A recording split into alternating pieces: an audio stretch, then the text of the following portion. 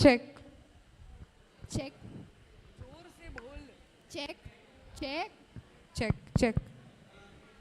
check, sir, Hello. Hello. Mic check. sir. Me, ती हळूच बोलते. hi. Your mic is way too louder than mine. But Hello. yes.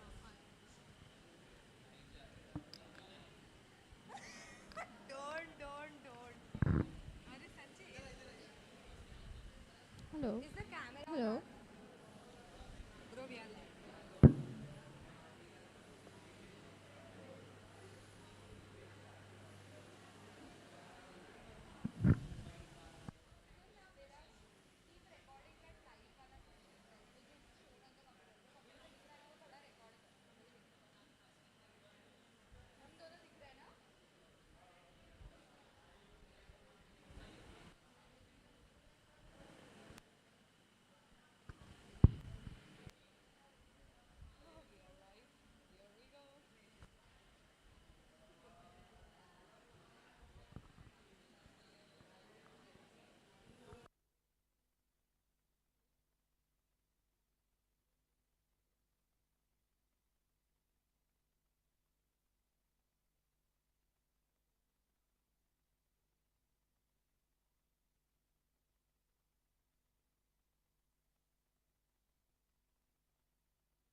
Check.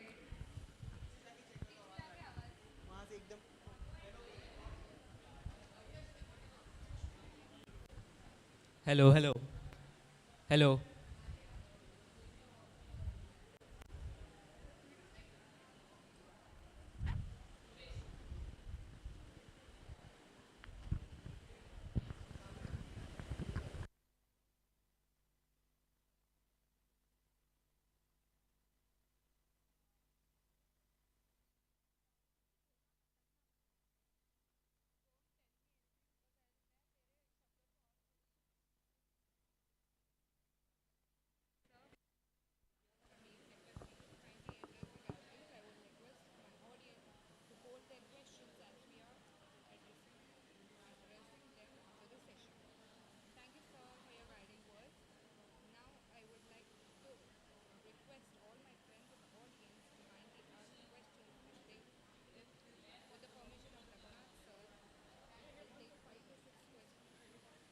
We will take 5 to 6 questions.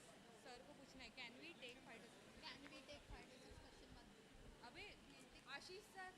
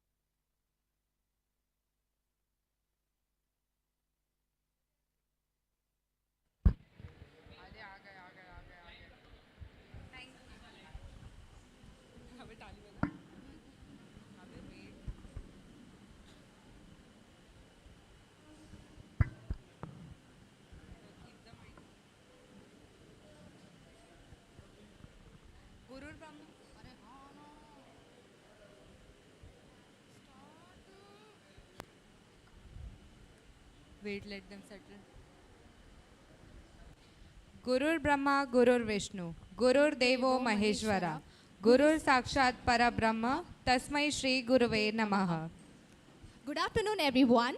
I am Bhavya Sharma, and she is my friend Prutha Jadhav.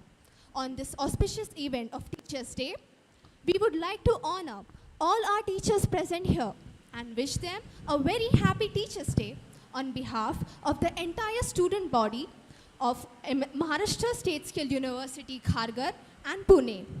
I would like you all to know that our entire student body and faculty members of Pune have joined us live for this event.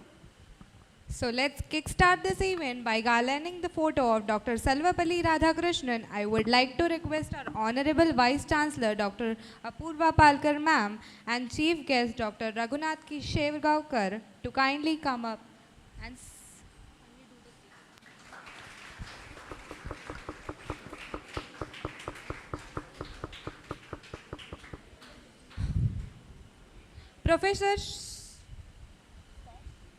Professor Sheravalli Radhakrishnan was one of the greatest philosophers of Indian history, a politician and a statesman who served as the second president of India from 1962 to 1967. During this period, his students approached him to seek permission to celebrate 5th September as a special day on the behalf of his birthday, on which he requested them to observe that day of the teachers to our society. Dr. Sarvepalli Radhakrishnan was awarded several high awards during his life, including a knighthood in 1931. The Bharat Ratna Award was the highest civilian award awarded in 1954, and the honorary membership of the British Royal Order of Merit 1963. Once he said that the teachers should be the best minds in the country.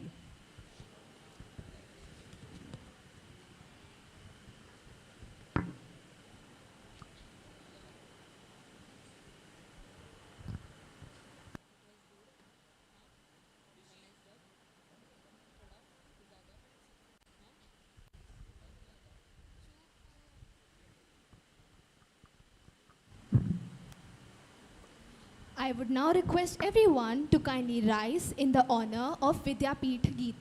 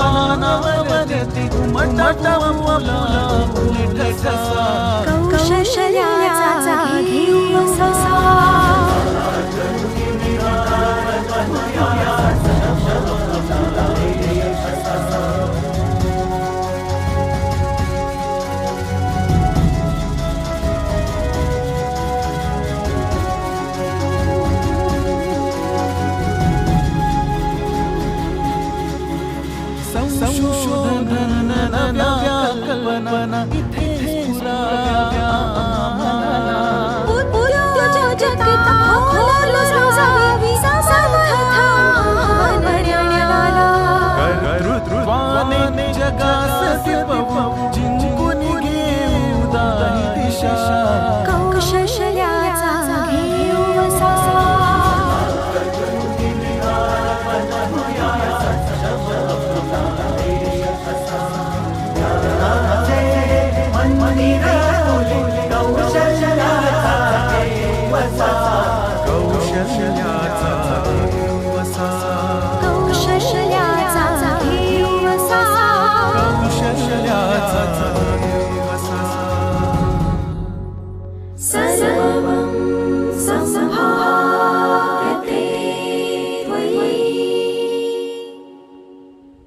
Thank you, everyone. Kindly take your seats.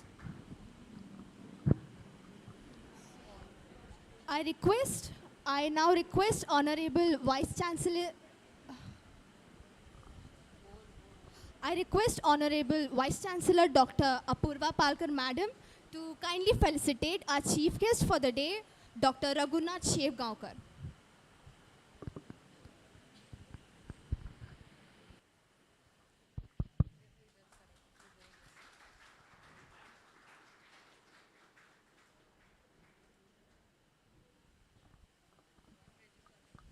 I would like our registrar sir to felicitate Dr. Apurva ma'am.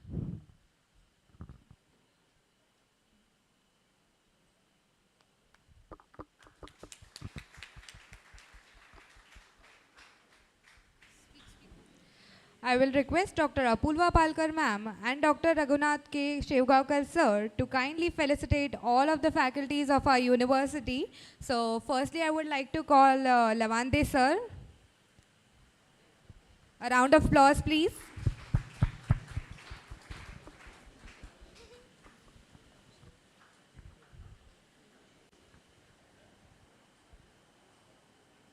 Thank you, sir. Next, I would like to call Professor Rahul Dhatonde, sir.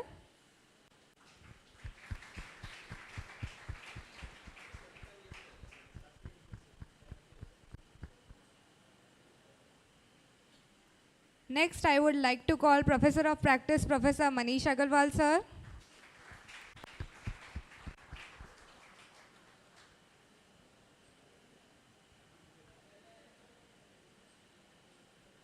Thank you, sir. Next, I would like to call Professor of Practice, Professor Sandeep Jain, sir.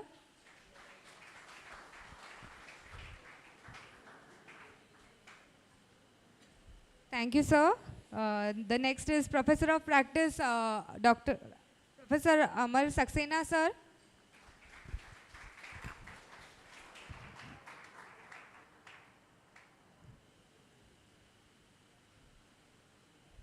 Thank you, Saxena, sir. Then I would like to call Dr. Ashish Kaul, sir.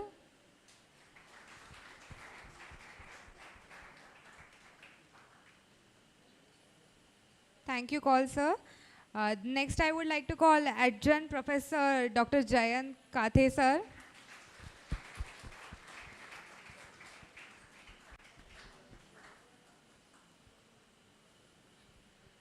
Thank you, Kathe, sir. Next is Assistant Professor Dr. Ashish Patil, sir.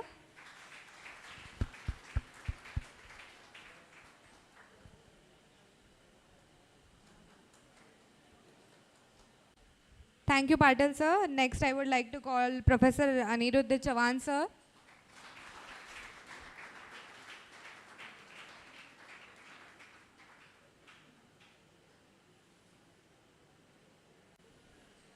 Thank you, Chavan, sir. Next, I would like to call Dr. Bhupendraji Kaur, ma'am.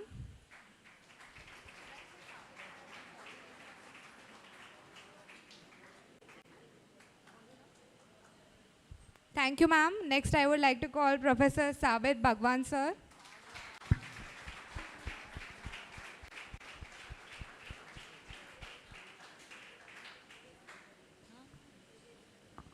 Next, I would like to call Professor Nilesh Sawant, sir.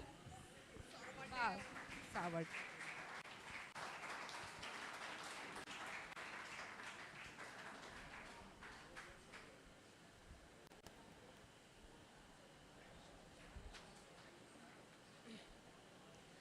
Thank you, sir and ma'am.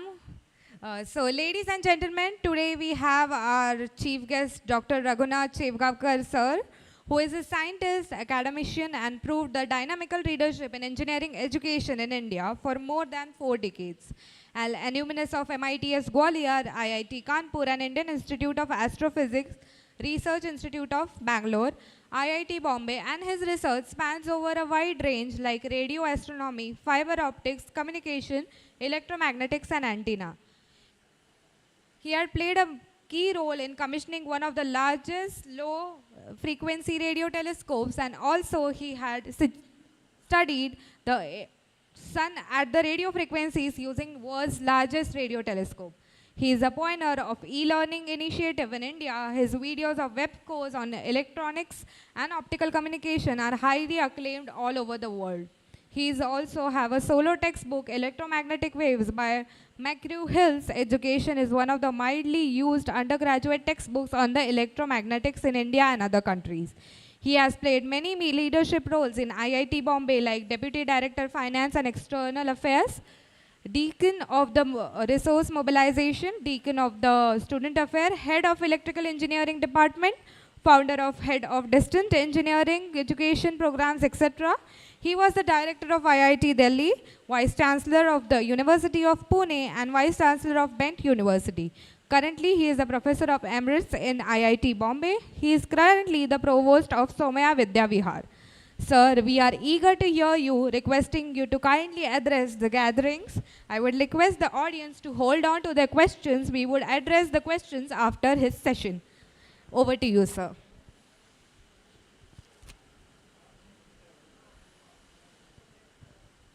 Yeah, this is working. You can speak. Yeah. Yeah.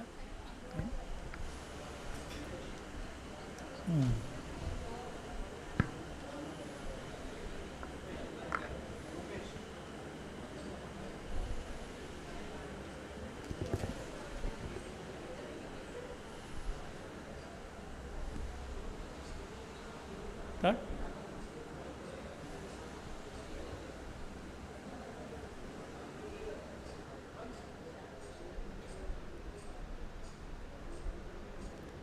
Honorable Vice Chancellor, all the distinguished faculty and the students.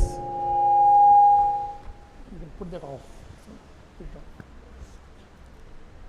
At the outset, let me thank Dr. Palkar for inviting me for this very special function. Actually, this is the first function I am attending at MSSU. And what could be a better function than attending the Teachers' Day? So I am really delighted, privileged, honored to be here on this very special occasion, which is the celebration of teachers. As we all know, this day is celebrated as the birthday of President Sarvepalli Radhakrishnan. In fact, in 1962, some of his friends and colleagues wanted to celebrate his birthday. And when they approached him that we want to celebrate your birthday, he said, instead of celebrating my birthday, you celebrate teacher's birthday.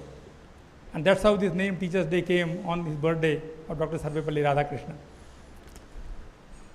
Dr. Radhakrishnan, young generation has not got the privilege to listen to him. But when I was a student like you, I used to look forward to listen to his address on 25th of January, which was on the eve of the Republic Day. He used to come on radio broadcasting, and his address used to be there. Extremely non-political address, completely full of philosophy and the trade for the good life and what can we do for the nation. So you could really see that he had a great thinking, completely outside the politics, though he was the ambassador of USSR and also involved in politics, but he was truly a great philosopher. And that's the reason I think we really are privileged to celebrate his birthday as the Teacher's Day. I would like to put my tribute to all my teachers before I start saying anything, because I feel whatever I am today is mostly because of my teachers. And I'm not really saying the teacher which I got only at the higher level. I am probably more indebted to my teachers at the primary level, at the secondary level, at the high school level. and then maybe at the engineering level and so on. What did the teachers do at the lower level? The subject was not important at that point of time. What was important was to inculcate the right value system in you. That's what very important. And these are the people, who taught you the subject, but outside the classroom, these people were always available to give you advice, to tell you what is right, what is wrong. And without any inhibition, if you did something wrong, they used to, without any fear, they used to tell right on your face that this is not acceptable, this is wrong. And you should not really do that. And that was something which is a great trait of a good teacher. Without any hesitation, he should stand for the right and the truth. He should not compromise the value system, may what come. And that is something which my teachers taught, in my primary and the secondary level.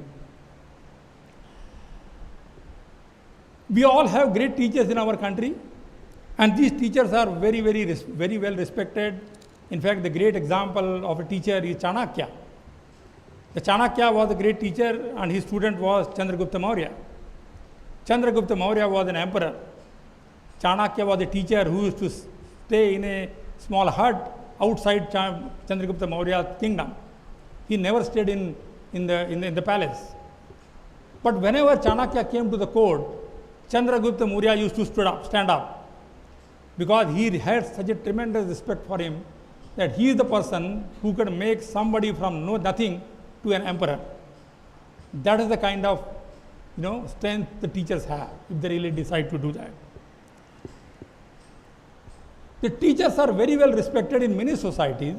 In fact, India, of course, they are respected. But if you go to the countries like Germany, you will see the professors are practically next to God. In fact, there are many stories about the professors in Germany, that there was somebody told there was a mathematician apparently in some German town, and he was very forgetful.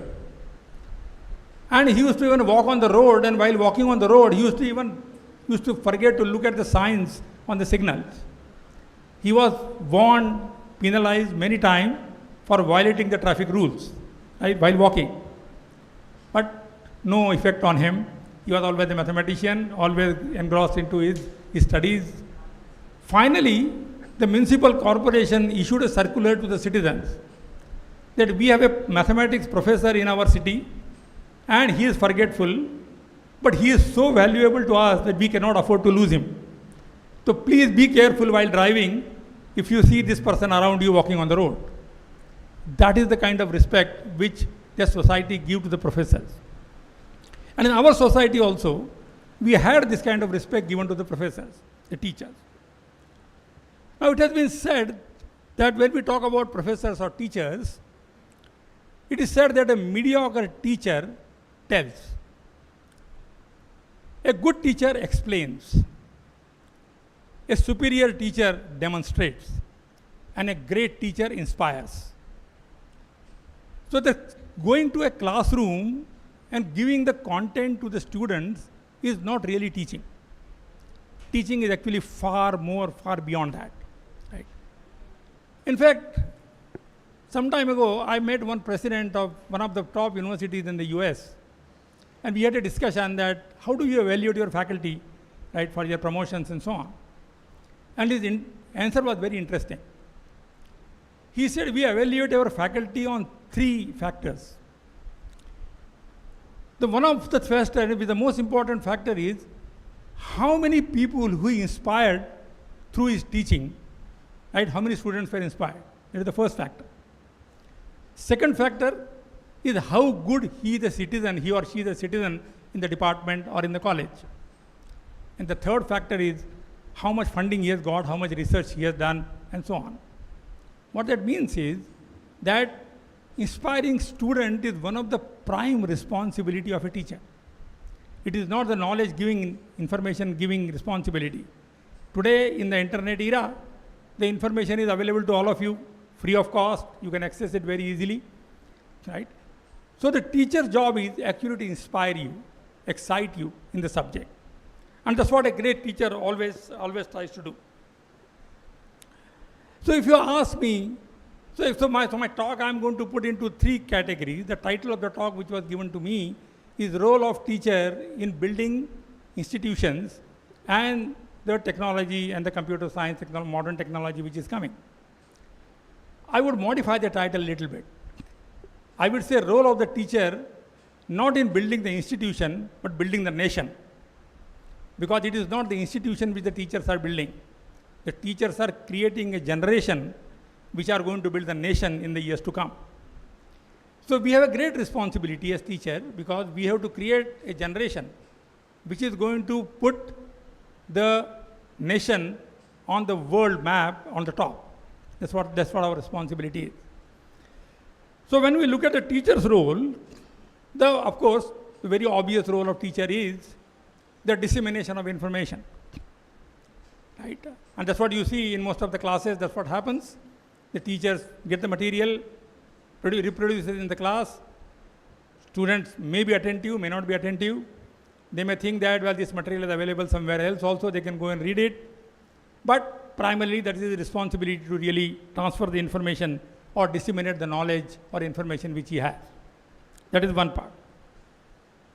Second responsibility of the teacher is, so the first part is dissemination of information which is already existing, already being generated by somebody else. But that is not enough for a teacher.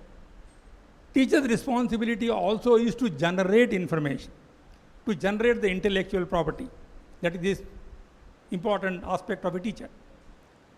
What that means is a good teacher should not be satisfied only with giving the information in the class, graduating the students, but he should also contribute to the knowledge base, the database which the students have. That's what they should be focusing on. What that means is they should be doing a very active research which is of importance, which is of contemporary nature and which is of importance to the nation. That's what they should be doing. Now when we go to the research has multiple aspects which you have to do. One is, of course, identifying a problem for research. Second is getting a funding for doing the research. Third is whatever research you have done, make it available to a large number of community to do, so they know that you have done this research. And finally, the research should be translated, it should go to the society in the application form. All these things are part of the teaching learning process or the teacher's responsibility. So there is the third thing which you have to do. And then with this then, the responsibility of the teacher finally is to mentor the people. Even if he himself does not generate information, he should facilitate, right, and mentor people who are capable of generating information, and they are the students. So students may have ideas. Those ideas may be very raw, and the faculty responsibility is actually to understand that idea from the student, refine it, polish it, and then with giving a due credit to him, make that information available to somebody. You mentor him. So ultimately, when you do this, the student should be actually be able to stand on his own feet as the time progresses. He should not remain dependent on the teacher. Now, the greatest thing which the teacher wants to see through this mentorship is to make you independent, to make you an independent thinker, to make you an independent performer. And the greatest achievement of a teacher is to look for a day when his student comes back and says, "Sir, I know more than you." That is the most satisfying day which the teacher has. That means the teacher has mentored him to a level where he can stand on his own feet, and someday he can do better than you. If he does less than you, then there is no evolution. So evolution says that your next generation should be doing better than us. That's what you young people should be doing. So don't be satisfied as a student also that whatever teachers have done, we achieved that and we have done our job. No. You have to be doing more than what your teachers have done. Why? Because as the time is moved, the resources are changed, the fundings are changed, the expectation is changed, society is changed, and that's where you are going to really play a role. So when the teachers are really mentoring you, you have equal responsibility to respond to that mentorship and create a mechanism so that you start contributing to the activities of the country and building, nation building. That responsibility lies with the students along with the teachers. Now, normally, when we talk about teachers, and if you talk to people who are outside the academic domain, many times people ask you, how many courses you teach? And a professor may say, I teach 2 courses a semester, or 3 courses a semester.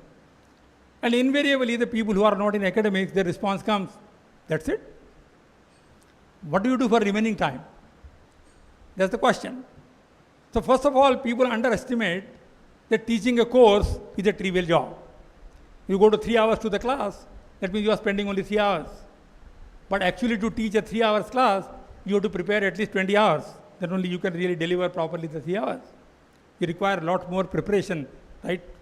So for the students also, when a teacher is coming to the class and telling you something, be assured that to get the same information if you do on your own, you have to spend much more time than what teacher is actually using it to give you the information.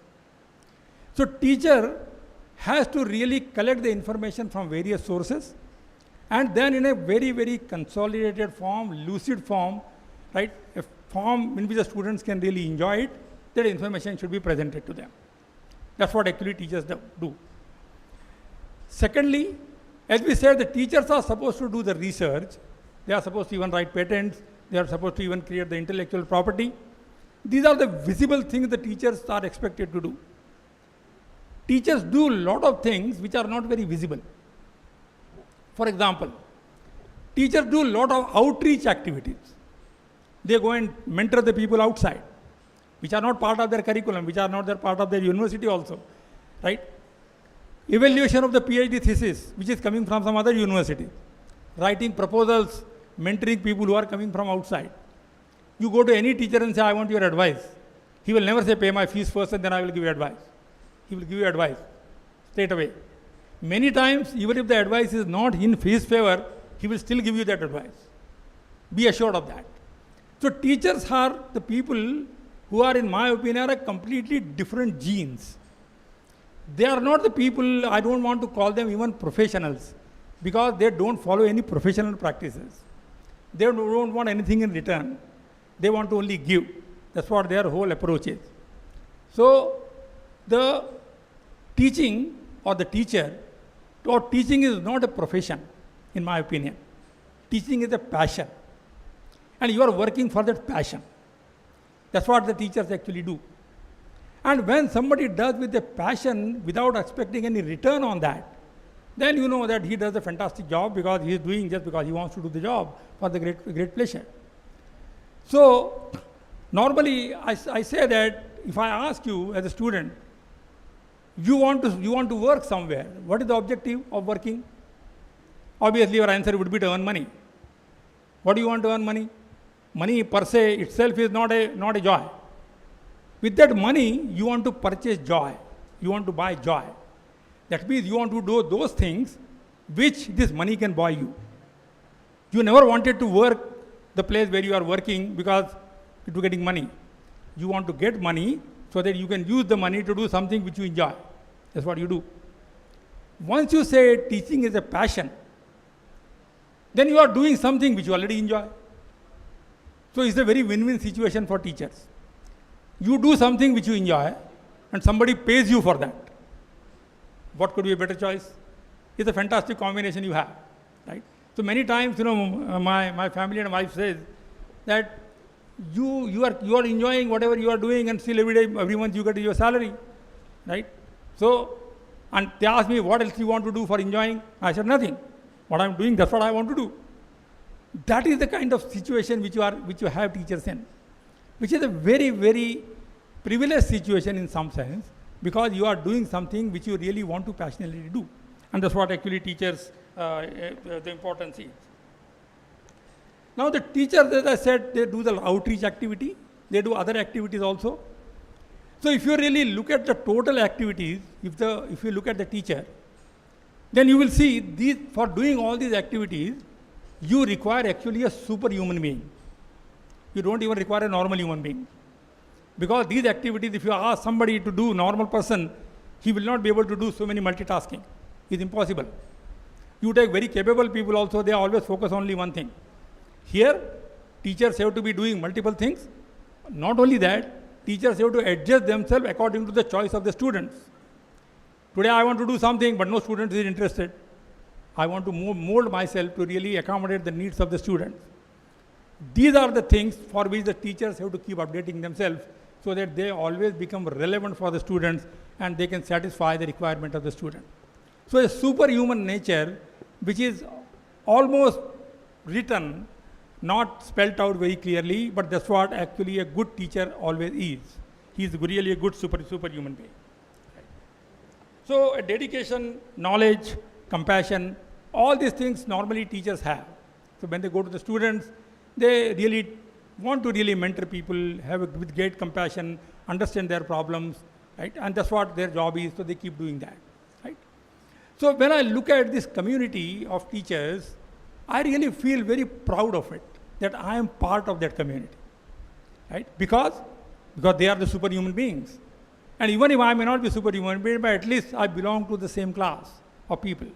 And that's what gives me great satisfaction that actually I am mentoring people which are going to build the nation tomorrow, right? Though I have to put more effort, right? Something like that. Invariably, you will see that the academic community works 16 hours a day. Believe me. But do they creep about it? Do they have complaints about it? They never have complained about it. Because as I said, they keep enjoying whatever they are doing. So even 16-hour day is not enough for them. People work practically day and night. And that is the strength which this community really has. So in our society, we should start really respecting teacher. And why I am saying this is categorically, because in today's scenario, the way the educational institutions have started and the student-teacher relationship has been projected, the students are called customers. In many universities, if you go to private universities, they are called customers. And teachers are the service providers. Is a teacher service provider? If he is a service provider, he will shut his shop at the time is over. He doesn't do that, right? Secondly, whenever we want to get a knowledge from somebody, we cannot get a knowledge as a business.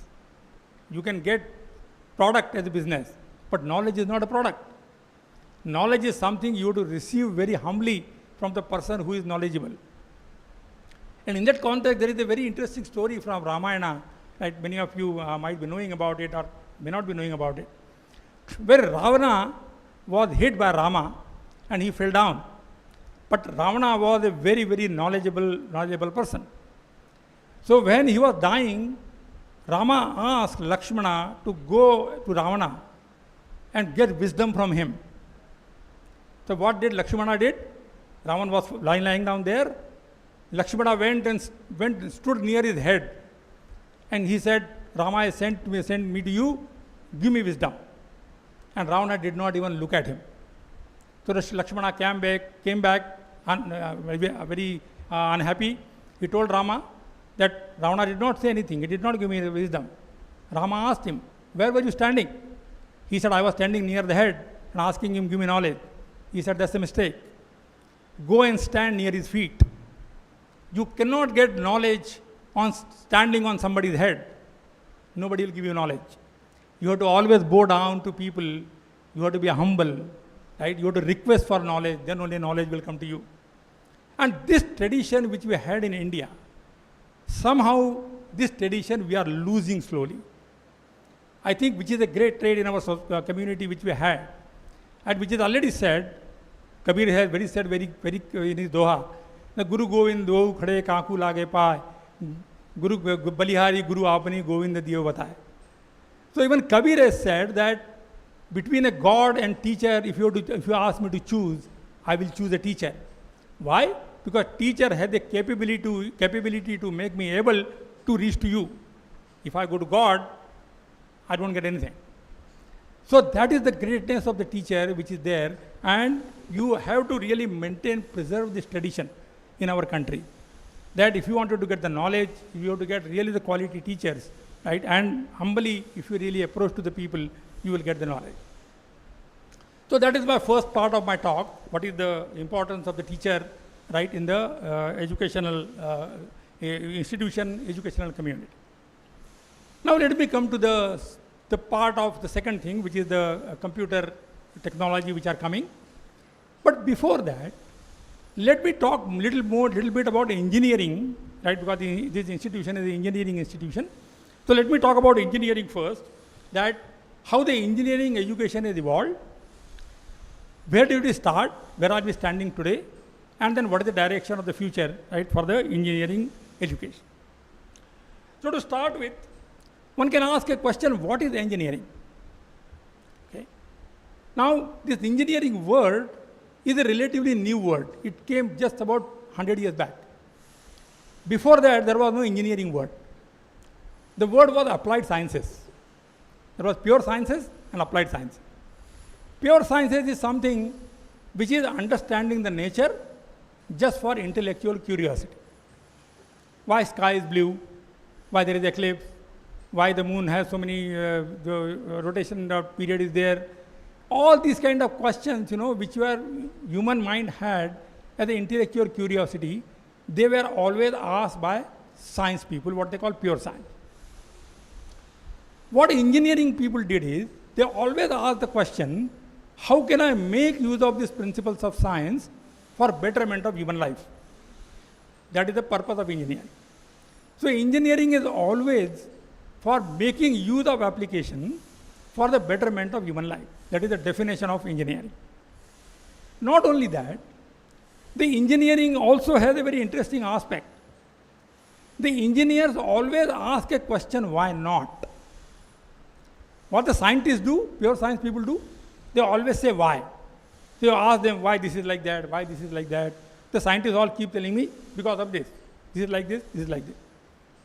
The engineers always say, if this is like this by natural phenomena, why not this way? That's what engineers always say. So science said, heavy body cannot fly. Engineers said, why not? The scientists said, heavy body cannot float on water. Engineers said, why not?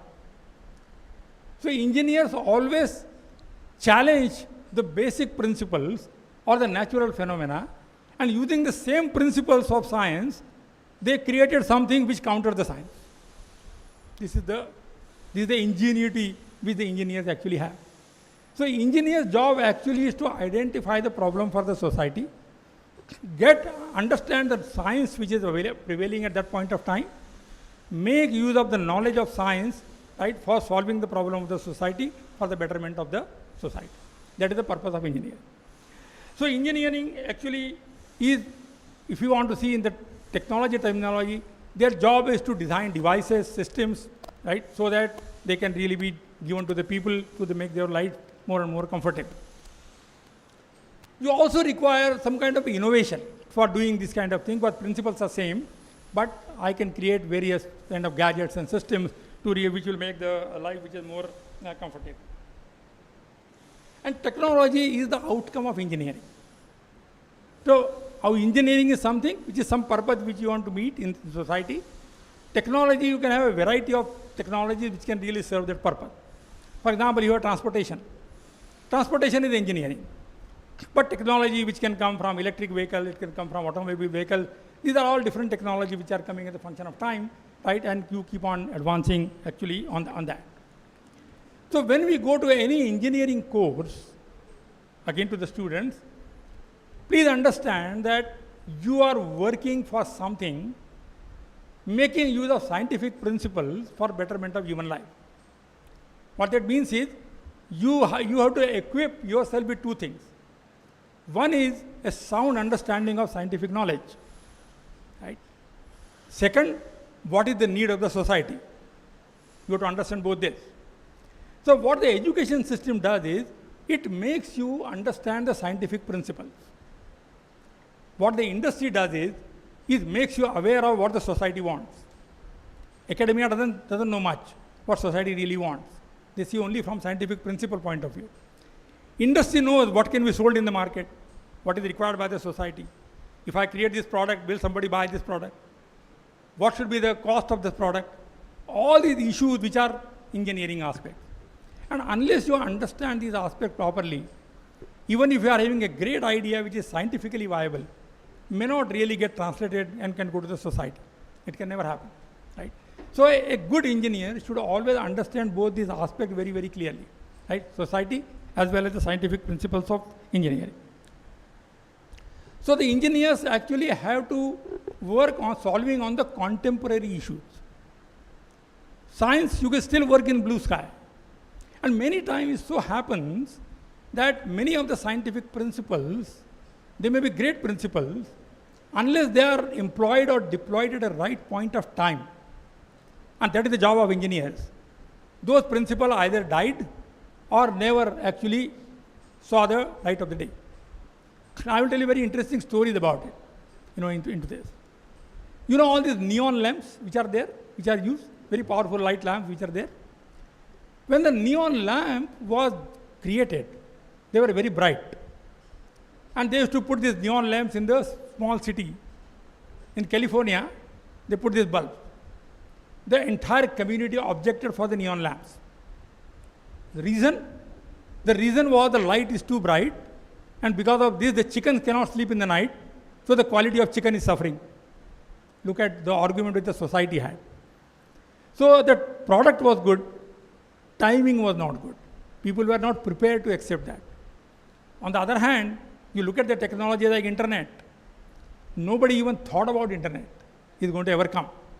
But mentally people were prepared for internet. So as soon as the internet came, the entire society got completely transformed. They got adapted to new technology which is coming, and the technology started showing up. So the contemporariness of the technology vis-a-vis the requirement of the society. That's what something engineers should be really well aware of. And this is an observation you have to make now, that engineering should make use of the scientific principles, and understanding the society, they should really make good use of that.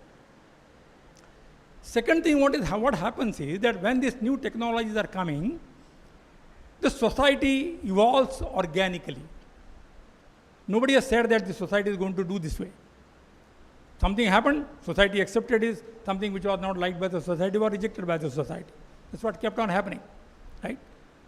So, if somebody asks you that technology or engineering which I am making is for the betterment of the society, tell me what technology should I prepare which will be useful to people 20 years down the line. Can I have an answer for that? And you will see, this depends upon which world you are talking about. And today when we look at ourselves in the 21st century, we all simultaneously live in two worlds. Are you aware of that? One world, what we call the physical world. Other world is the cyber world. And today, most of the people are a lot more connected and active in the cyber world than the physical world. Cyber world has limitation. It senses only 2 of your senses. All human beings have 5 senses, right? Vision, sound, hearing, the smell, taste, and touch. What cyber world does? It uses only 2 senses, which is vision and sound. The remaining 3 senses are completely absent. And these 3 senses are very, very important in the physical world. Why I am saying this is, if somebody is not feeling good, you want to console him. You show him a great video. You give him a long speech. He will not get consoled. You put a hand on his shoulder. This is million times better than giving a long speech to him for consolation. This is completely missing into the cyber world. So when we are saying that how technology is going to be useful for the people in the years to come, 20 years down the line, we have to ask how the technology or the requirement of the society is going to change in these 2 worlds. So if you ask me, cyber world, the technology lifetime is only 5 years or 6 years. Would I ever told 10 years back where we are today in cyber technology? The answer is categorically no. Did I know in 1900s, in 90s, internet is going to come? Did I know WhatsApp is going to be there? Right? I remember when I went to US in the 80s, to make a normal call to United States used to take half an hour. You have to stand in the queue, book the call, and somebody will call you and then say your call has come. From there, in 20 years down the line, you sit here and make a video call and talk to somebody as if he's sitting next door. Nobody imagined this kind of technology is going to come. That is the progress which has taken place in the cyber world. If you ask in the physical world, has something changed drastically in physical world? The answer is no. I still want the love, I still want the compassion, I still want the same kind of food I want, I feel hungry, right? I want to, my reading speed is still the same. Internet can get me thousands of pages within a second. Can I read 1,000 pages? I can't. I still read only 1 page a minute. So that means that physical world, if somebody asks me, what is my requirement 20 years down the line? In physical world, I can tell. That's what the requirement is going to be. Population is going to be this much, food requirement is going to be this much, energy requirement is going to be this much, and so on. If you ask me, what is the requirement in the cyber world 20 years down the line? The answer is, I don't know. Nobody knows. Where the technology is going to take a turn, and the society will change. But the important thing is, the society keeps on adapting itself to the technology. So what that means is, when I'm looking at the future of technology development, the need of the society and the technology, they work hand in hand. Technology pushes something on you, you change yourself, you start demanding more, technology again provides you, and this cycle keeps on going, and the society actually develops. So when we look at the engineering and the society adaptation, I must also understand where the technology should move, where technology is moving. And today, whenever we talk about technology prediction exercises, like future prediction exercises, most of the time what happens, it is an interpolation exercise. You say technology is today here, 10 years down the line I'm going to go there, 10 years, 20 years down the line I'm going to go there. Is that the way we should be really looking at technology advancement? If somebody tells you on the road, 100 meters away, there is a ditch. What purpose does it serve? It doesn't serve any purpose. Unless it tells you how to really bypass the ditch or do something so that you will not fall in the ditch. So technology, when you are really talking about technology advancement, you should also understand how to really develop so that I don't fall in the ditch. And that is something which is very, very, very important in the responsibility of the engineers which are going to be produced in the country. Right? So this is not a simple prediction exercise. This is a more like a path defining exercise which engineers have to do. So engineers have to define their own path. They have to envision the future. They have to envision what way society is going to evolve, what technology will be required, and they have to create their technology and get it to the society. That's what the responsibility which lies on the engineers. So engineering, defining own future, that is something which is the very unique aspect of any education system. So when you take other subjects, liberal arts and all that, normally we rest on the historical knowledge, the previous knowledge. Engineering cannot really satisfy itself with the previous knowledge. They want today and tomorrow. That's the knowledge actually they have to be working on. So engineering defining its own future, something which is very important. Now coming to the, again looking at the world which is going to be there in next 20, 25 years, one of the things which is predicted by the United Nations is that we are going to be severely crunched for the natural resources. That is one of the things. There will be a water shortage in the not only country, in the world. There is a coal shortage, there is a petroleum shortage, right? There is a pollution problem which is there. So if you wanted to make really the society sustainable, just creating a good engineering product which will satisfy your today's need is not adequate. You have to also see, will this product will make the society sustainable? Will it take you to 22nd century so that next generation also can enjoy the same benefits as we are enjoying today?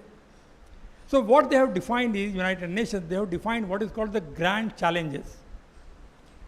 There are about 10 grand challenges which are there, like water scarcity, the health problems, the sanitation problem, many other things are there.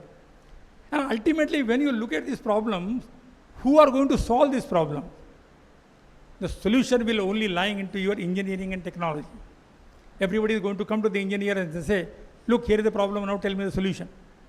When there is the energy shortage there, petroleum is going to be over in the next 100 years. From where the energy source?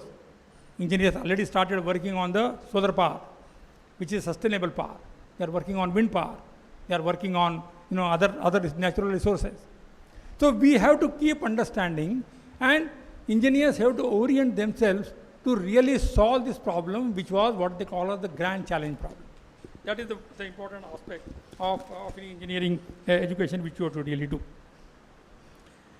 Then with this, with the grand challenges, any teacher or any student, when he is in the academic institution, right, has to really focus on three aspects. One aspect is the education. As I mentioned, you have to learn the techniques and tricks and science and so on. Second one, to do the frontline research. The third column is the research. And the next column is the entrepreneurship or innovation.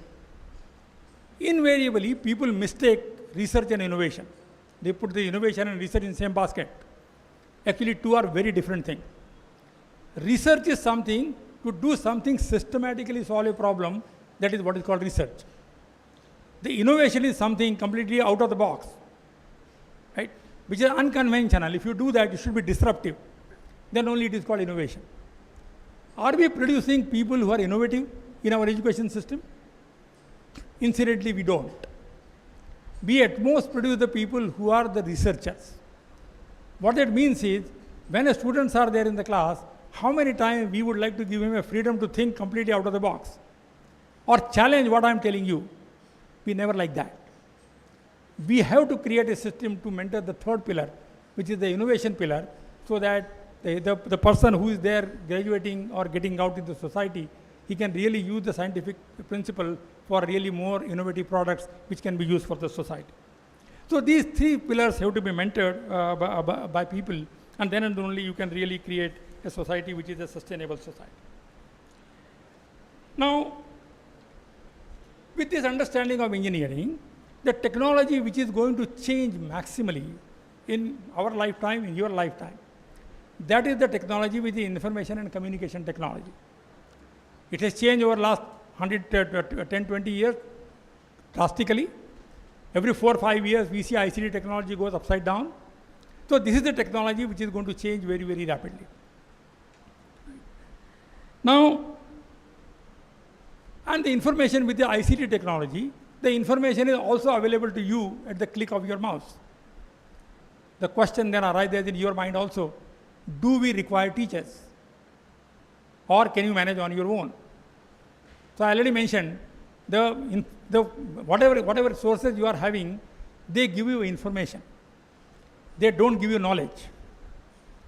What to learn, what to study, how to study, that computer doesn't tell you. Computer is a tool. ICT is a tool.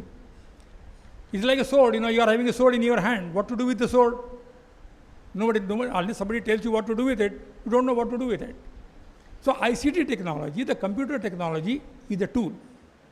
And every technology which is the cutting edge technology is a double-edged sword. You can use the same technology for a very creative work. You can use the same technology for destroying the world. You can do that. Example, you have atomic energy, you can create bombs also, you can create nuclear power also. The same is true with ICT technology also. That when we talk about ICT technology, it has given you so many facilitation in your day-to-day life. Question one can ask is, what does the society want? Did society want this? Did I want that I should be talking on my dining table to some remote person rather than talking to a person sitting in front of me on my table? Did we want that? We never wanted that. But technology thrust that on you. And now you think that is the norm. So what is happening? People who are sitting next to each other, they don't talk to each other. They talk on WhatsApp to somebody who they never met, who never seen, but they have a relationship with them. They have a friendship with them. People don't value their relatives and friends who are close. They think he is my WhatsApp friend. He is my Google friend. That's what actually people start believing it. So one can ask, did we ask for it? Did we say, give us technology for this? No, we never asked for that. Technology gave it, we started using it, we got used to it, and then we started thinking that that's the way we should be living. Actually, that's not the way we should be developing society. So when you are talking about this kind of technology building, the teachers are very important because they are going to tell you what is right, what is wrong. The basket is available to you with technology and engineering. What to make use of, what not to make use of. When you go to the Google and start looking for the Wikipedia, who authenticates the information? Nobody. 90% information which you see on the internet may be completely junk. 90% news which is there on the internet is fake. Only 10% news probably reliable news. 10% documents are which are the authentic document. Who will tell you what is authentic and what is not? You will require a knowledgeable teacher. And unless you interact with your teacher who can sort of polish your wisdom to how to really make use this information judiciously, you will not be able to make use of the ICT technology which actually is available to you at any point of time. So, extracting the best from the students, that is the responsibility of the teacher. So, teacher should be working on, even a mediocre student if he comes to the class, he should be working on extracting best out of him. A brilliant student will do even without once in a while. But if you really wanted to see a mass created where you are having brilliant people working for society, the mentorship of teacher, something don't be undermined. So as a student, you might feel that teachers are really pressing you. They are asking you to do something which you don't like. But teacher's job is not to please you. Teacher's job is to challenge you, is to give you an assignment which you think is very difficult to solve, because if you solve that assignment, later on when the difficult assignments come to you in life, you will be able to solve on your own.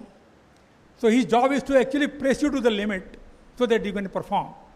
And that's what happens when you go for a job in the industry. You are always pressed to the limit. You have set the targets which may not be very easily achievable targets in the industry. But your boss may say, that's what I want to get by end of the year. And you still work for it and you achieve it. Why you do that? Because you are trained for it by your mentor, by your teacher. So this is the responsibility of the teacher, and teacher and students have to really understand and appreciate this, so that there's an ecosystem can be created, so that you can really create a good deliverable which is there. So when we talk about engineering, all these aspects are actually part of the academic exercise, right? What we call the teaching learning exercise. Now let me come to the last part, which is the computer technology. Now, as I already said, the computer technology is something which is changing very, very rapidly, right?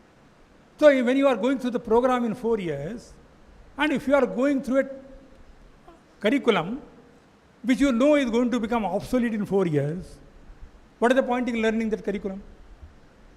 You become obsolete, right? So jokingly I say, then today in computer engineering scenario, when you graduate, I should give you 2 certificates. One is your degree, other one is your obsolescence certificate, that you are obsolete today. Because whatever you have studied is your obsolete. So what should you be studying it? So does that mean that the 4 years are gone waste for you? The answer is no. You should be focusing on those things which don't become obsolete very easily. What that means is, the first year, second year, third year courses which you do are the one which are foundation courses. They don't become obsolete. Differential equation will not become obsolete. AI application may become obsolete, but basic foundation, data structure will not become obsolete. So while going through the curriculum, you focus on that, which doesn't become obsolete very easily. New technologies you can adapt very easily if your foundation is very, very solid. Now with this understanding, when you do, there are lots of technologies which have been predicted. So I got here, which I got from AICTE list, there are 25 new technologies which AICTE predicts for in next 2 decades. There is artificial intelligence coming, machine learning is coming, Internet of Things, wearable electronics, right, big data structure, right, virtual reality, augmented reality, natural language processing, right, genomics, variety of technologies which are going to be, which you will be seeing in your lifetime, right. And you have to really prepare yourself for many of this technology, because this technology is going to come. They will live for a while and then they will die, and you have to prepare yourself for the next technology. Right? Now, when the internet came, people thought your life is transformed. Now, when the artificial intelligence came, your life is far more transformed. Right? Question one can ask is, if everything internet is going to do or the artificial intelligence is going to do, what the human beings are going to do? So today when you talk about ChatGPT, you can write an essay on ChatGPT. I don't know how many of you have done that. Right? So you give a topic to it, he will give you an essay, you give a word limit, 500 words, it gives you a nice essay. You say, I don't like this, give me another version, you will give another version also. So that's what ChatGPT is doing for you. Right? So what somebody has already created a database, knowledge base, right, it is used, right? And so if the ChatGPT is going to write an essay for you, what are you going to do now? Right? So some areas where the artificial intelligence is going to make a transformative change, and that's where the computer engineers are going to play a very, very important role. One of the areas which is going to be completely transformed because of artificial intelligence is the health sciences. Today we see we have telemedicine. We are going to have the robotics which is going to do the operations now with a great precision than the doctors can do. So the information communication technology, electronics technology and artificial intelligence, they can really do a far better job than the human beings can do. It has already been shown statistically that normally when you go to doctor, what do? Nowadays if you go to a doctor, he never touches your body. There was a time when doctor used to come and used to praise here, there, used to say, you know, is there any problem in your body? Nowadays doctors don't do that. They only ask you symptoms. And on the basis of symptom, they give you prescription. If that is the way doctor is doing, can the artificial intelligence do much better job because he has a much better database? That's what artificial intelligence is going to do now. So you are right, and it has been shown that by the same symptoms, the correct diagnosis by artificial intelligence was 80% time correct. Doctor, it was 60% time correct. AI is doing much better. You may also say that, well, people used to argue that it's not only profession, but music and all that, you know, now the human beings, what they can do, artificial intelligence cannot do. People have even demonstrated that a synthesized opera and a live opera shown to people without telling them which one is live and which one is synthesized. And people said synthesized was better. So even there the human beings are losing their trait. So artificial intelligence, when it is going to come, it will make you feel that you are becoming obsolete. Human beings are not needed. But then for what artificial intelligence is? That means in the years to come, when the time to come, we have to focus on those things which the machines cannot do, which the artificial intelligence cannot do.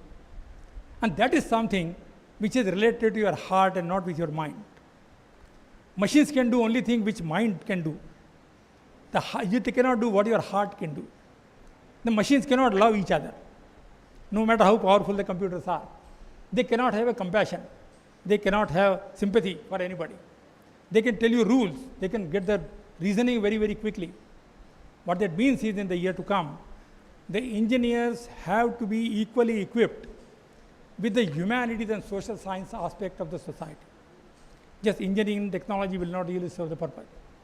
Ultimately, you will like to become good human beings, good citizens, good civilians.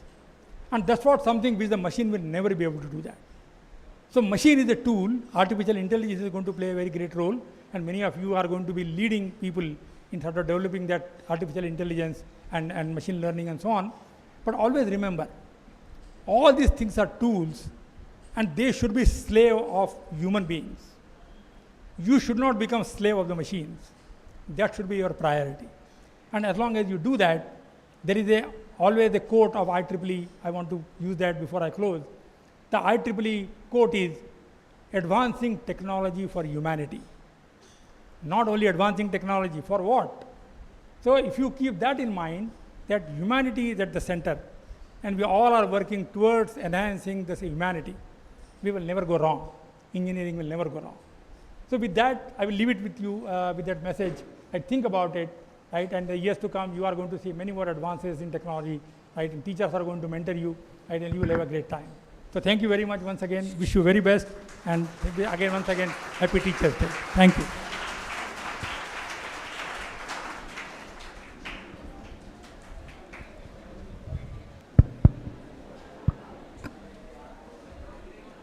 Thank you, sir, for guiding with your words. I would now like to request all my audience friends, kindly, if any questions, with your permission, sir.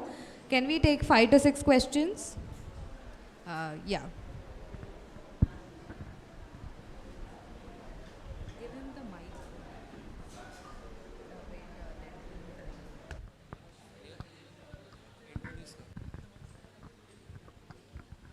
Good evening, sir.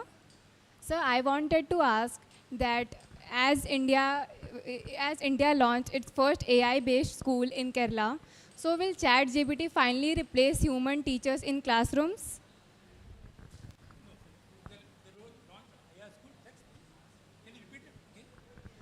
Sir, will ChatGPT finally replace human teachers in classrooms as India recently launched its first AI-based school in Kerala? No. So the point is this. I think we all are in the same rat race, if I call it. So everybody wants to prove that I am using more and more technology. Question is for what? Did I really want it? Was anything wrong with my system where the teachers were actually physically mentoring people? Answer was no. Actually, we were creating far better human beings. Then why we want to say that I am teaching the class by AI? Not required.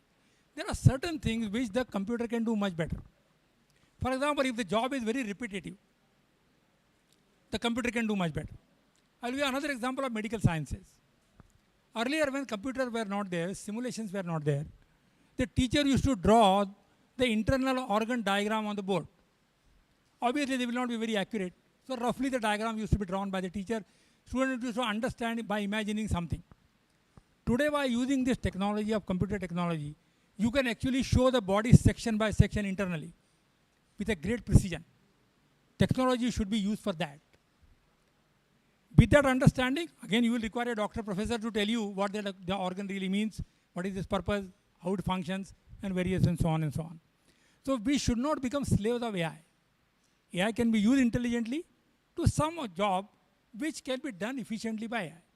Something which cannot be done by AI, there is no point in saying I am using AI for that. We should categorically say, I don't want AI for that. I want human being to come and teach me on that. Thank you, sir.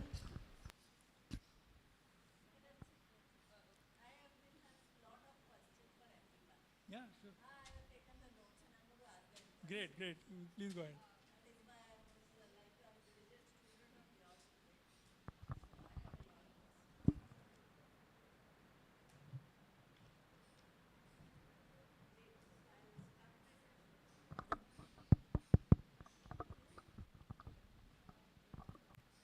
Hi, good afternoon, everyone.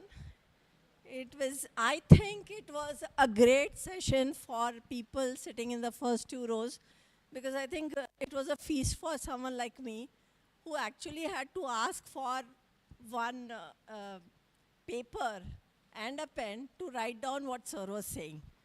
Because it is very unusual that you get to hear something like this from a person of this stature. I don't know how much you understand the relevance on what was being spoken some time back, but I'm sure I will do my address. After the address is done, I will spend half an hour with you with all my questions on the session that sir did. So I've taken down all the notes, and I'm sure you will answer all the questions that I'm going to be asking in some time to all of you. But let me go to my session, which is the session that I am expected to give as the Vice Chancellor of this university. And I think the most important thing that I want to drive here today on this very auspicious day, which is the Teachers' Day, and I think at my age, I still crave to think of a teacher that really made a difference in my life. It's very difficult to find teachers in your life who would have made a difference to you. Even today, I look at Dr. Shevgaonkar as one of the mentors who made a small change in me in a small visit that we did together. This was somewhere, I think we had gone to Dubai for EduCon, where there were a lot of vice chancellors. He was the vice chancellor of the university, where I was just a kind of director in a business school. And transformational conversation of 10 minutes on the airport that changed my complete thinking of looking at things about my own self. And let me tell you, those learnings which really pierced my heart when I asked him 4 questions. And the 4 questions that I asked him was about my own self. What am I doing in my life? Is that correct or wrong? I was a director of a B school, and I professed about the fact that I was one of the best directors in Pune city then. And there were some pondering questions that Dr. Shevgakar that time asked me. And they were like eye-opener to me in terms of your own self-belief about your own self. And that is what his teacher is all about. He was not my teacher, but just a 15-minute mentorship session that I had with him changed my complete persona of looking at things. I'm going to take you to a small story. I'm a teacher, and I've always believed in talking to you. I'll also tell you in some time what is it that he told me. And this story is of people like you who pass out, and 4 students like this visited a teacher one day.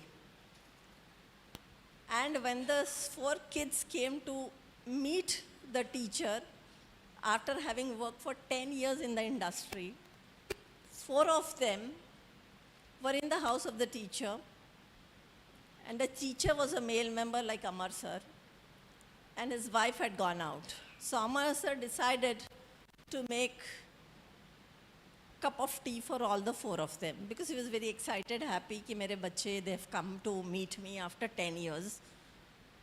And it so happened that, as usual, when there is a male member, he's not really aware of a lot of things in the house. So he could find 3 good cups. He couldn't find the 4th one, which was matching the 3. And he brought these 4 cups to his students who were alumni.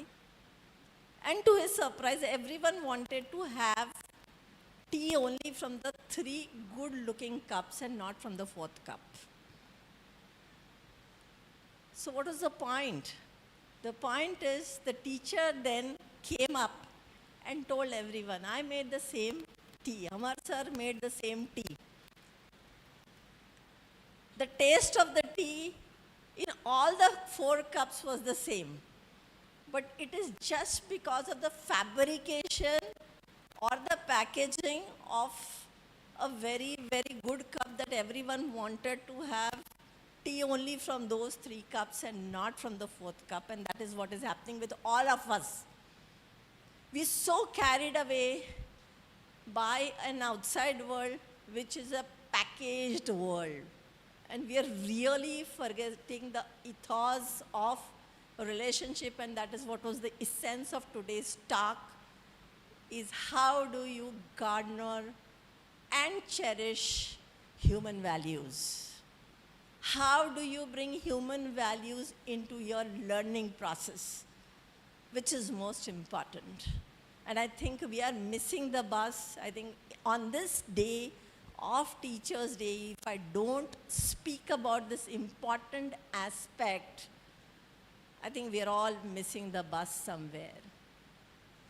If we don't understand this, I know there was a talk that Sir gave, and in the talk, the conversation was on 2 important aspects.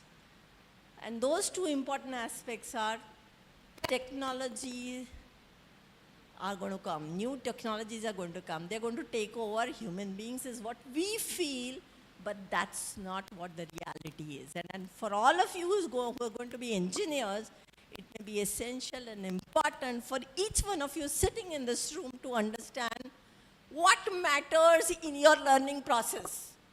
What is most important in your learning process?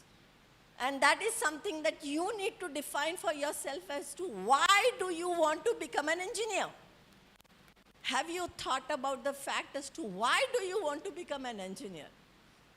Precisely, this is a session which spoke on why should you become an engineer. I'm sure you will have the Hyperloop coming in.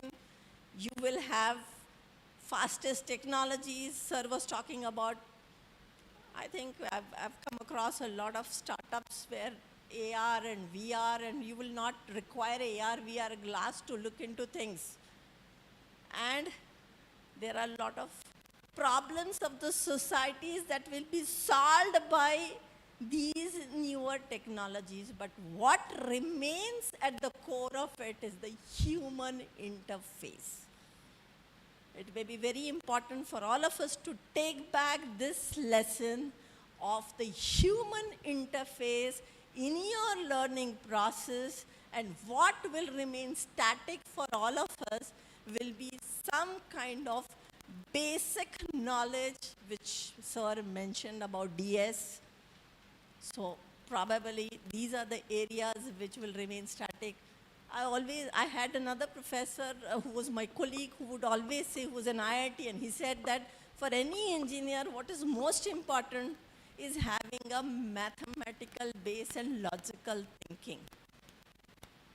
In 4 years, 5 years, things will become obsolete. But things may become obsolete. What is most important for all of you is your ability to remain on your toes and try and see how you become problem solvers for the future.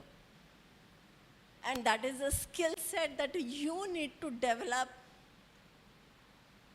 Let the sky fall here. Today we are talking of moon. Yesterday someone spoke of sun, and there will be many other planets that we'll be speaking of. We'll speak of alternate sources of energy. We are already speaking of electric mobility. We're already talking of areas in which the information technology is having a great say. But I don't know what is it that you are going to contribute in this world. This world is moving so fast that if I am not with the times, I think you'll miss the bus. And who are the people who are going to take you into that bus? Are going to be your mentors. It may be very important for you to choose the right kind of mentors and teachers for you who will take you into that journey of life. This is the beginning of your journey of your life for all of you. Please remember that you have just started your journey. And in the start of your journey itself, if you commit mistakes, I think you will remain laggards all your life. So I've again gone into a little teacher mode. Instead of speaking more from what is the role of teacher, I'm talking of what is the role of a student. It may be important for you to understand what is the role of a student instead of understanding what is the role of teacher. If you understood that well, today's day is successful.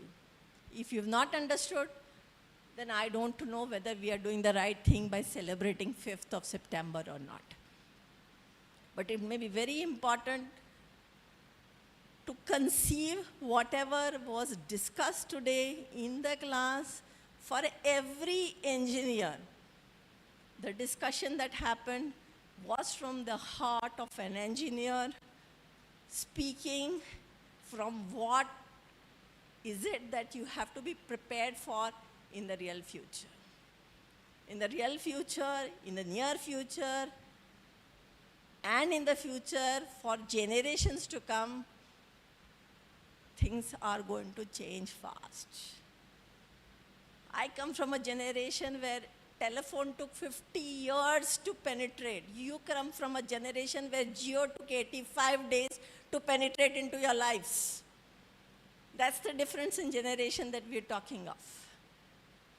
We're talking of the technological advancements that are going to happen, but the human interface of that interaction becomes very significant in whatever we do. I think the moral of the story today is we got to get up from our sleeps, from our dreams, from our thought of talking about each other to thinking and talking about our own selves and deciding for our own selves who in these front two rows are the people whom you would like to look up as your mentor. I decided my mentors for my life and I've always gone after them. In fact, today the most excited person to be in this room was none other than, who is not your teacher, of course, both of them are not teaching you right now, is Ashish Srivastav and Rahul sir. Ashish is very excited because he has seen sir and has read his books and taught in the class for 8 years. Rahul sir is excited because when Rahul sir was, I think, doing his master's in D-Batu MTech program, sir did a course for 8 days. They are super excited. I'm super excited because I engaged with Professor Shevgaonkar to get a lot of my doubts cleared at this age today. So it's very important that we brought our mentor to speak to you, and I think you have made the best of it on whatever learnings that you did today. And I am very hopeful that you made your notes. You will share the notes with me. In next 1 hour, I will come back to you. We'll have a nice chat on your learnings today, that this is how our university is going to function. We don't function by just inviting people for you to just kind of listen half of it and not listen half of it. So I'm sure we have a lot of learning in this room, and we will also collate whatever we understood in the class today. Maybe we'll assemble here at 5 o'clock after I see sir off, and 5 o'clock we will come again, meet here, discuss, and we will understand from each one of you. Please take out your notebooks, whatever you have written, and we will discuss that. And that was my presidential address today for you, because your learning is more important than my teaching to you. So that is the moral of the story today. Thank you, Shevgaonkar sir, for having spent such time with us. And it was really an eye-opener session for all of us today. And we hope that we'll be able to take this forward. Thank you, sir. Thank you, ma'am. It is a pleasure to hear from you. Can I request Registrar sir to deliver the vote of thanks, which will be followed by national anthem, and then we'll have a refreshment for students and faculties too. No, there is no refreshment. First session from me. Then we will have refreshment.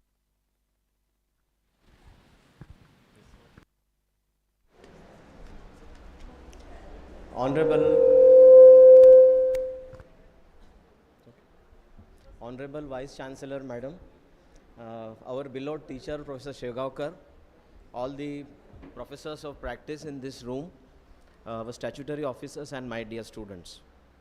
Actually, sir has given us sleepless nights couple of times, but in the good sense, sir.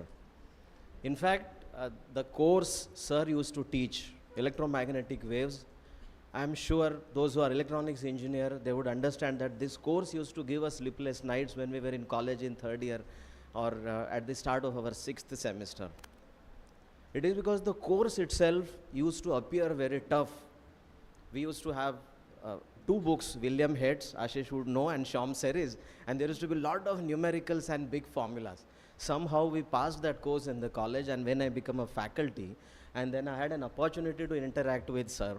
And during my days at IIT and Samir, I heard about sir.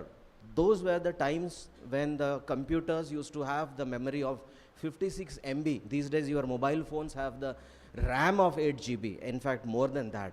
So reach to computers was very remote, and I'm not a very old student. I graduated in 2001. But even in research institutes, that was the reach of computers. That was the time when sir was pioneering the project of e-learning.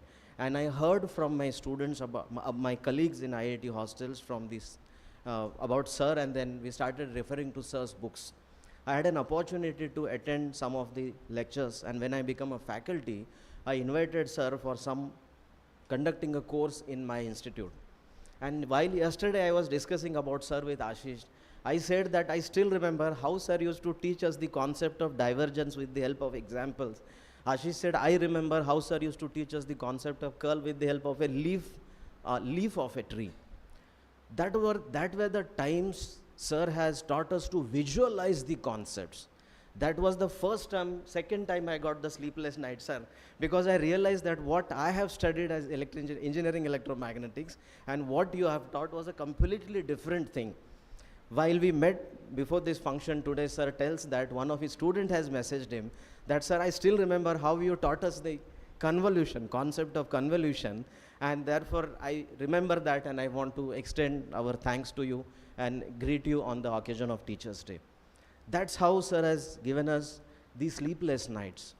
The third time he gave me sleepless night was when he examined me for my PhD APS, and he listened to me for almost 20-25 minutes, and after that what advice he gave me changed my entire perspective of thinking about my topic and what is meaning of doing a research. That was the time, sir, I really could not sleep, and I was thinking that what we are doing, like referring to few research papers, getting some notes and trying to prove something with the help of computer softwares is not the real research. And today, sir, I am going to have a sleepless night because while sitting here, all these things were going through my mind. And I thank you from the bottom of my heart for sparing the time, coming to the university, and blessing all our faculty colleagues and our young students here. While sitting there, why I and Ashish probably were feeling ecstatic, because I remember how sir has taught us to think logically, how to build your concepts, how to understand the fundamentals which are there in the book. Today, while he was explaining that teaching is not a profession and it's a passion, he took two variables, that job and money, how they are related, and then he explained his hypothesis. And I was just thinking that how sir builds the logic and helps us to understand that teaching is not a profession, it's a passion, and you are being paid for chasing your passion, and therefore while you are working as a teacher, you are actually earning money for doing the things which you like. Thank you, sir, for bringing this to our notice once again today, and we are indebted to you for this. While sir moved from IIT Bombay to Pune University as a Vice Chancellor, that was a surprise to many people, because we all had seen him as a beloved teacher in IIT Bombay. Those were the generations when Professor Vikram Gadre, Professor KVV Murthy, Professor Shevgaonkar, Professor KP Ray, who was in Samir, Professor Girish Kumar, all these stalwarts were sitting at IIT Bombay, and those who have studied there in those times would know that while sitting in college, we didn't realize that we were so lucky to have teachers like them who were around us that time. You know, they were just our teachers. But today, my dear students, you would not understand that what I am saying and who is Professor Shevgaonkar, because you are too young to understand that. But when you Google for these names which I mentioned just now, you would understand that these are the professionals, these are the people who have created history in the education sector in India. These are the internationally acclaimed people, and they have really brought a transformation in the teaching learning process and in the teaching community in our nation. When sir moved from Pune University to IIT Delhi, I remember his statement. Sir said that IIT is in my IIT is in my blood, and hence then onwards sir continued in IIT system. Of course, when sir moved to IIT Delhi, we were not in touch regularly, and after a long time, I had an opportunity to interact with sir today. I am honored to host sir as the registrar of this university, as our chief guest for this auspicious function of Teachers' Day. It's an honor for all of us to have sir. In spite of his busy schedule, he has spared the time and interacted with all our faculty, colleagues, and students. On this occasion, I also thank our Honorable Vice Chancellor for suggesting sir's name. She just put a message Friday on a group that shall we have a function, and here are we today. Ashish knows what all transpired over the weekend, and madam made it sure that we celebrate this function and we make sure that our students and faculty members get an opportunity to interact and see the stalwarts while we are in the developing stages at this university. I am also thankful to all the statutory officers, my colleagues who have helped us to make this program successful, all the professors of practice, faculty members, and especially the team who has been working relentlessly in the background while to make this function successful. The entire team led by Krupesh and Shaunak and Pratik and all my colleagues who have been working relentlessly to make this function successful. I thank you all, and thank you, sir, once again for becoming our guest. Thank you, sir.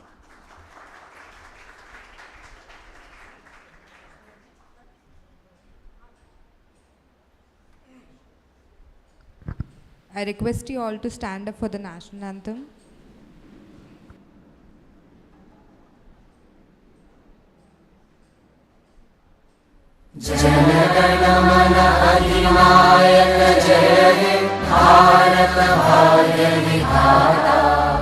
Punjab Sindhu Gujarat Maratha Dravid Utkal Ganga Vindhya Himachal Yamuna Ganga उच्चल जलधि तरंगा तव शुभ नामे जागे तव शुभ आशीष मागे